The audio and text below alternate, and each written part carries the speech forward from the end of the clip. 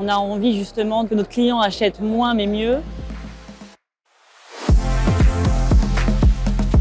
Donc Fursac, c'est une marque de prêt-à-porter masculin qui a été créée en 1973, donc qui a déjà plus de 50 ans d'existence et qui habille l'homme moderne dans un vestiaire à la fois contemporain et intemporel.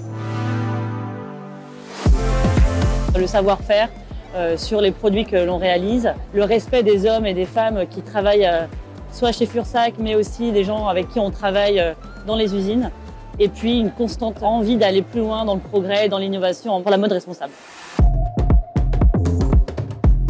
Le savoir-faire et la durabilité, parce qu'on a une expertise dans la confection de costumes par exemple, alors on arrive à confectionner des produits qui vont durer dans le temps. Et les efforts de sourcing, on cherche à sourcer des matières qui sont certifiées et avec un plus faible impact. Et puis après, je dirais le progrès, se tenir informé de comment on peut produire avec un plus faible impact. C'est la continuité naturelle de l'ADN Fursac. On essaie de faire un produit durable. La mode responsable est venue assez naturellement par, encore une fois, le choix des matières et maintenant la certification de la marque. On avait 34% de nos références de la collection qui étaient certifiées. Et aujourd'hui, on est assez fiers de dire qu'en 2025, on clôture à plus de 50% de rêves certifiés.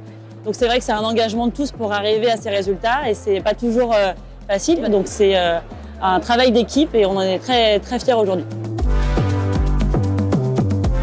Ça crédibilise notre démarche puisque on demande à nos tisseurs, à nos fournisseurs, fabricants de se certifier. Et nous, on ne l'était pas encore. Donc le fait de l'être, ça impulse aussi une démarche de la part de nos fabricants pour se certifier aussi et assurer toute la chaîne de valeur sur la traçabilité, assurer des valeurs humaines et environnementales qui sont liées à nos métiers. Ça va être aussi une manière de communiquer auprès de nos clients et d'apporter de la pédagogie, de la connaissance sur tous les efforts de sourcing qui sont faits pour réduire l'impact. Une jolie aventure humaine, puisqu'en fait on a eu le sentiment d'être accompagné d'experts. Et le fait d'avoir un avis extérieur sur nos process, ça nous a permis de nous améliorer et ça a été fait dans la bienveillance et dans le partage.